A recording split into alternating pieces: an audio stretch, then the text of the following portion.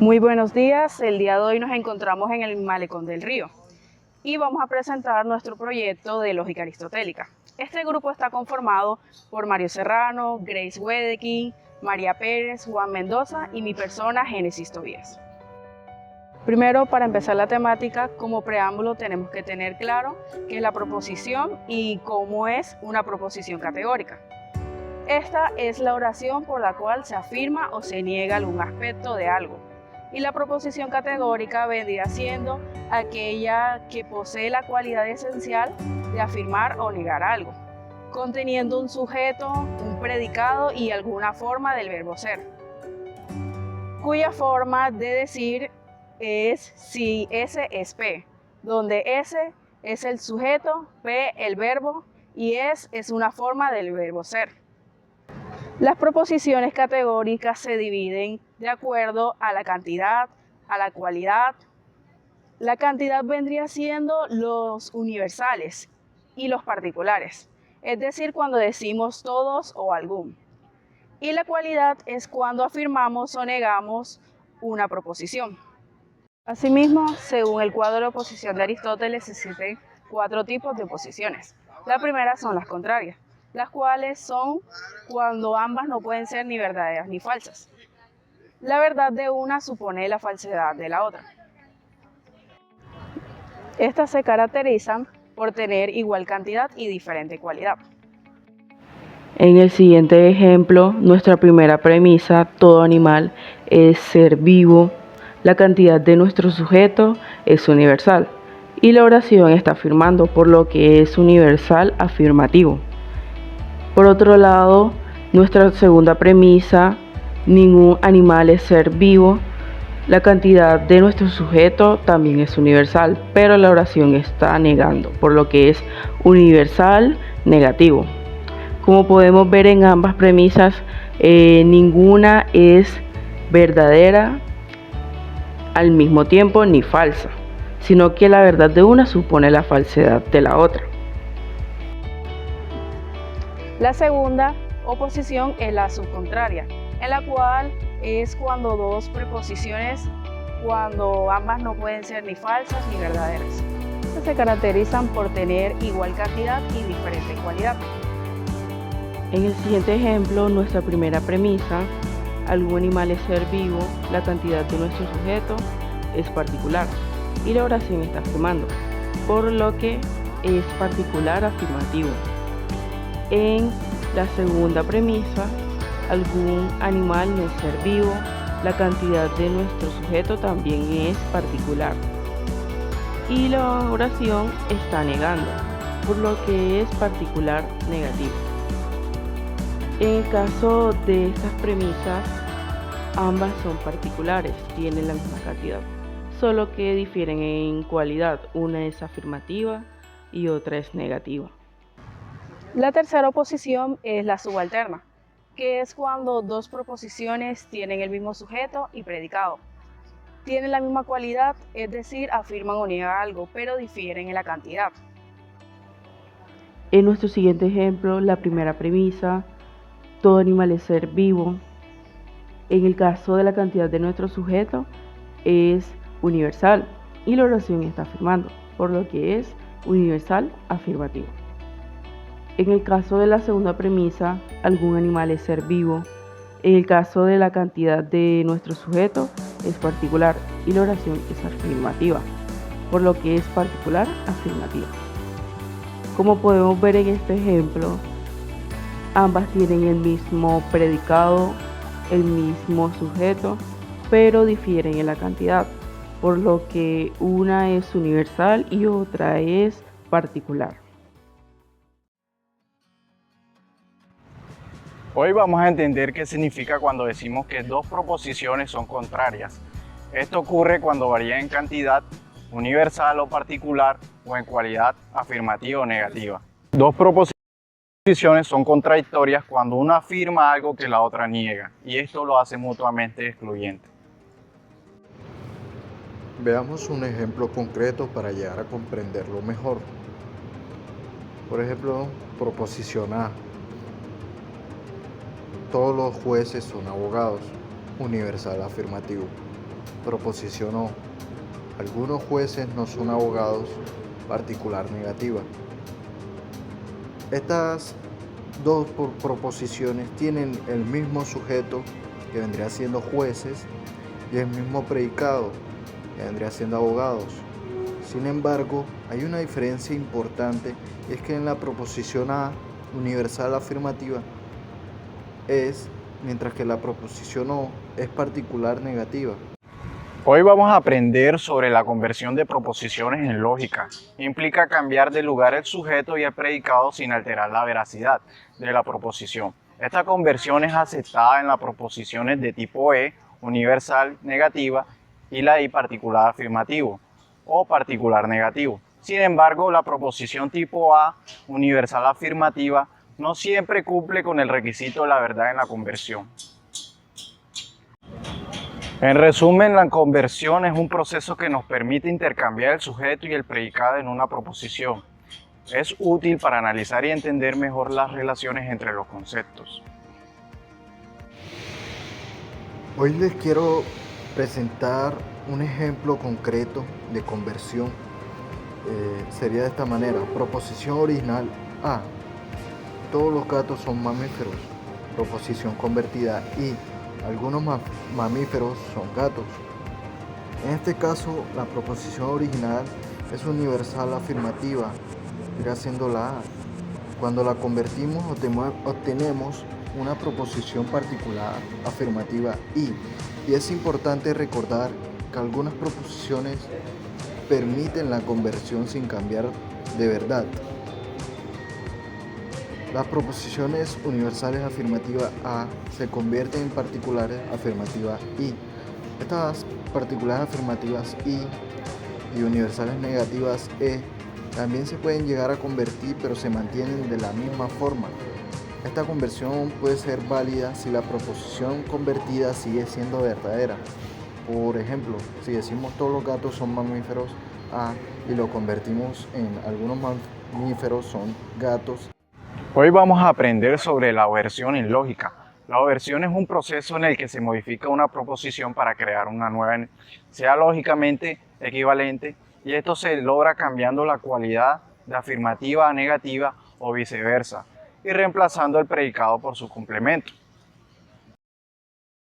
En resumen, la oversión es un método que nos permite modificar la cualidad de una proposición y cambiar su predicado por su complemento, generando una proposición equivalente en términos de verdad. Bueno, hoy voy a tomar un ejemplo paso a paso sobre oversión. Este ejemplo, para realizar la oversión de una proposición, seguimos estos pasos que vendría siendo: primero, cambiamos la cualidad de la proposición de afirmativa a negativa o viceversa. Segundo, sustituimos el predicado por su término complementario. Y un ejemplo de proposición tipo A también que quiero presentar es la proposición original: todo hombre es mortal. Oversión: ningún hombre es inmortal. Una explicación entonces sobre esto es que cambiamos la cualidad afirmativa a negativa y reemplazamos mortal con su complemento inmortal. Entonces, una nota sobre esto es que la equivalencia, es importante destacar que la oversión mantiene esta equivalencia de lógica en la proposición original, es decir, la nueva proposición siempre tendrá la misma verdad. La contraposición es una regla de inferencia lógica que establece que si una condición implica una consecuencia, entonces la negación de la consecuencia implica la negación de la condición. Si P es Q, entonces signo Q es signo P, donde P es la condición, Q es la consecuencia, P es la negación de P y Q es la negación de Q. Contraposición afirma que si una condición P implica una consecuencia Q, entonces si la consecuencia Q no es verdadera, la condición P tampoco puede ser verdadera. Asignación de verdad es un concepto fundamental en lógica que se refiere a la evaluación de la verdad o falsedad de una proposición o afirmación. La asignación de verdad es una función que asigna un valor de verdad, verdadero o falso, o una proposición o afirmación en función de su contenido y del contexto en el que se utiliza. En lógica clásica se utilizan dos valores de verdad. Primero, el verdadero, que es la proposición que se ajusta a la realidad. Y segundo, falso, que la proposición no se ajusta a la realidad. Ejemplos de asignación de verdad indirecta. Primero, llueve y la calle está mojada. Verdadero. Si llueve, verdadero, y la calle está mojada. Verdadero. Segundo, llueve o la calle está mojada. Verdadero.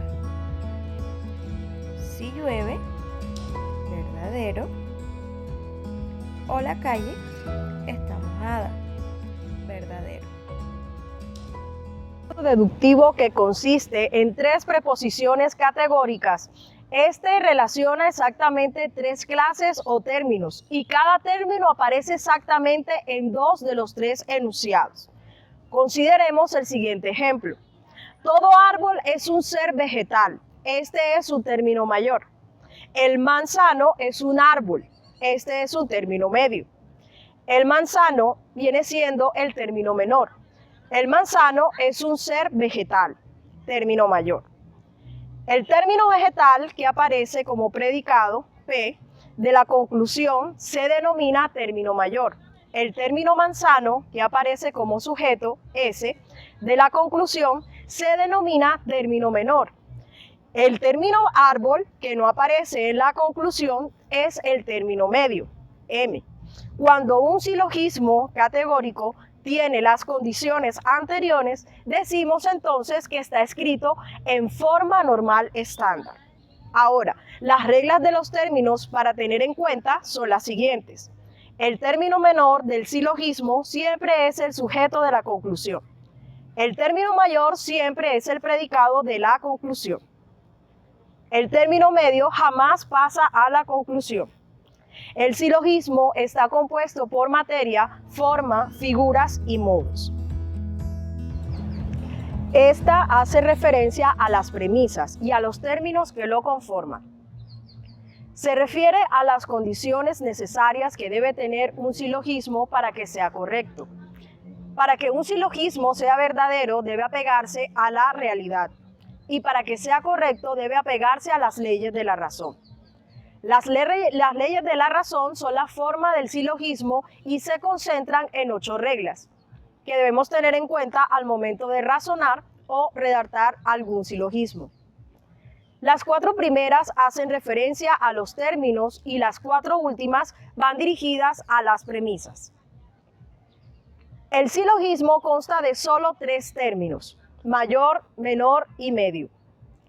Ningún término debe tener mayor extensión en la conclusión que las premisas. El término medio jamás pasa a la conclusión. El término medio debe ser universal por lo menos una vez. 2 premisas negativas no dan conclusión. De 2 premisas afirmativas no se puede obtener una conclusión negativa. 2 premisas particulares no dan conclusión. La conclusión siempre sigue a la parte más débil. Este está determinado por los tipos A, E, I u O mayúscula de la preposición categórica de forma estándar que contenga. Ejemplo, universal afirmativa está representada por A mayúscula. Todos los S son P. Universal negativa está representada por E mayúscula. Ningún S es P. Particular afirmativa está representada por S es P. Particular negativa está representada por algún S es P. Ningún héroe es cobarde, premisa mayor. Preposición E mayúscula universal negativa. Algunos soldados son cobardes, premisa menor. Preposición 1, particular afirmativa. Por lo tanto, algunos soldados no son héroes. Conclusión, proposición o particular negativa. En ese orden de ideas, el silogismo está representado por 3 letras y esas 3 letras siempre están en el orden de la forma estándar, es decir, la primera letra denomina el tipo de la premisa mayor del silogismo. La segunda letra denomina el tipo de la premisa menor del silogismo. La tercera letra denomina el tipo de su conclusión.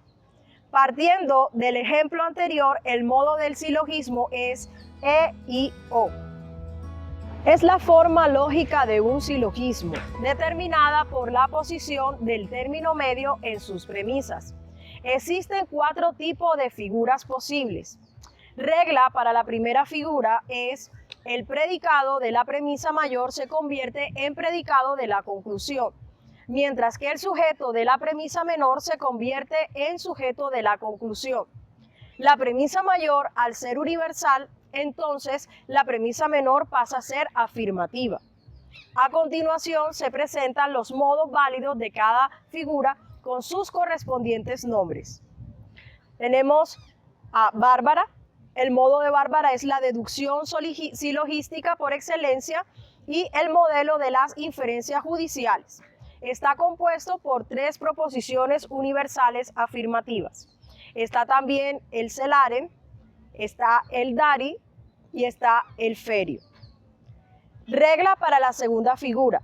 El sujeto de la premisa mayor se convierte en predicado de la conclusión, mientras que el sujeto de la premisa menor se convierte en sujeto de la conclusión. La premisa mayor ha de ser universal y una de las 2 premisas ha de ser negativa.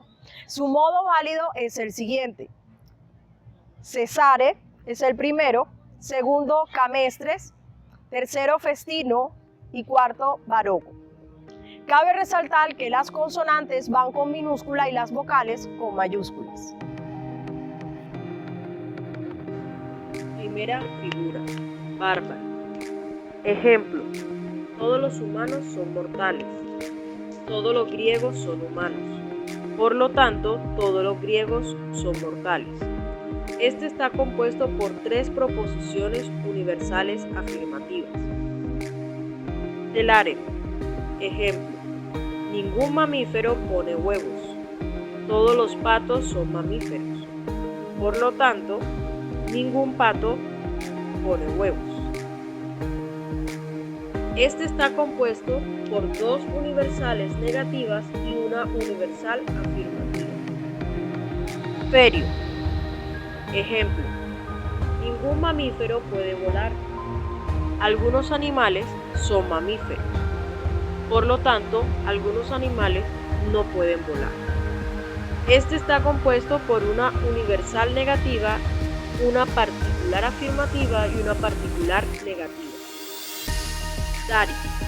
Ejemplo: todos los perros son mamíferos. Algunos animales son perros. Por lo tanto, algunos animales son mamíferos. Este está compuesto por una universal afirmativa y 2 particulares afirmativas. Segunda figura, cesare. Ejemplo: ningún crustáceo tiene alas. Todas las mariposas tienen alas. Por lo tanto, ninguna mariposa es un crustáceo. Este está compuesto por 2 universales negativas y una universal afirmativa. Camestres. Ejemplo: todos los alimentos son comestibles. Ninguna piedra es comestible. Por lo tanto, ninguna piedra es alimento. Este está compuesta por una universal afirmativa y 2 universales negativas. Festino. Ejemplo: ningún chico fresa es punk. Latamán es punk. Por lo tanto, Latamán no es un chico fresa. Este está compuesta por una universal negativa, una particular afirmativa y una particular negativa. Baroco. Ejemplo: todos los gatos son domésticos. algunos animales no son domésticos. Por lo tanto, algunos animales no son gatos. Buenas compañeros, mi nombre es Juan Mendoza y hoy voy a explicarle la figura número 3 y la figura número 4 del silogismo. Para la figura número 3 la rige la siguiente regla. El predicado de la premisa mayor se convierte en predicado de la conclusión, mientras que el predicado de la premisa menor se convierte en sujeto de la conclusión. Además, la premisa menor ha de ser afirmativa y la conclusión ha de ser particular negativa. Antes de pasar a los modos, recordemos que cada vocal A, E, I, O, excepto la U, representan una de las 3 proposiciones del silogismo y son representadas mediante las siguientes palabras mnemotécnicas que corresponden a los modos. Esta figura número 3 tiene 6 modos a saber. La primera es darapti, segunda felapton, la tercera datisi, la cuarta disamis, la quinta es bocardo y por último la sexta es ferison. Recordemos de que las vocales van en mayúsculas siempre sin importar que estén al lado de una consonante o que no inicien o después de un punto. Muy bien, para explicar la figura número 3, escogí el modo 2 y el modo 6 para realizar los respectivos ejemplos. Recordemos la regla al ir explicando los ejemplos. El predicado de la premisa mayor, en este caso es ningún poeta es matemático, viene siendo el predicado. El predicado de la premisa mayor se convierte en predicado de la conclusión. Según la premisa menor, todo poeta es artista. Artista viene siendo el predicado de la premisa menor y el predicado de la premisa menor pasa a ser sujeto de la conclusión. Tenemos así entonces la conclusión. Algún artista no es matemático. Entonces, la premisa menor ha de ser afirmativa y la conclusión ha de ser particular negativa. Lo mismo pasa con la sexta figura que es ferison. Ningún hombre es animal. Animal viene siendo el predicado de la premisa mayor. En la premisa menor, algún hombre es humano. Humano viene siendo el predicado de la premisa menor. Y tenemos entonces la conclusión. Algún humano no es animal. De esta manera damos cumplimiento a la regla número 3 según el ejemplo de las premisas. Para la figura número 4 la rige la siguiente regla. El sujeto de la premisa mayor se convierte en predicado de la conclusión, mientras que el predicado de la premisa menor se convierte en sujeto de la conclusión. Si la premisa mayor es afirmativa, entonces la premisa menor es universal. Si la premisa menor es afirmativa, entonces la conclusión debe ser particular. En los dos modos negativos ha de ser universal. Esta figura número 4 tiene 5 modos. La primera es Bramanti, segunda Camenes, la tercera Dinatis, la cuarta Fesapo y por último la quinta Fresison. Bueno, he escogido 2 modos para explicar la regla que rige la figura número 4. Recordemos nuevamente la regla de la figura número 4. El sujeto de la premisa mayor, se va a convertir en predicado de la conclusión, mientras que el predicado de la premisa menor se va a convertir en sujeto de la conclusión. En este caso, todos los mamíferos son animales vertebrados. Mamíferos viene siendo el sujeto. Todos los animales vertebrados son seres vivos. Seres vivos vendría siendo el predicado de la premisa menor. Aquí, según la regla, se ubica el predicado de la premisa menor en el sujeto de la conclusión y el sujeto de la premisa mayor se ubica en el predicado de la conclusión. Lo mismo ocurre en el modo número 5, que es Fresison.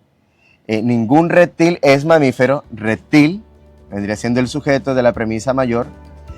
Premisa menor, algunos mamíferos son animales domésticos. Nos encontramos entonces con el predicado. Y según la regla, el sujeto de la premisa mayor se convierte en predicado de la conclusión y el predicado de la premisa menor se convierte en sujeto de la conclusión. Compañeros, de esta manera hemos terminado nuestra exposición. Esperamos que haya sido del agrado de todos y que hayamos podido comprender con los ejemplos que hemos dado de cada tema, en mayor medida lo que hemos trabajado en el salón de clases. Ha sido un reto, pero lo hemos cumplido a cabalidad. Esperamos que hayan entendido de una mejor manera gracias a la didáctica que hemos aplicado. Muchísimas gracias por su atención.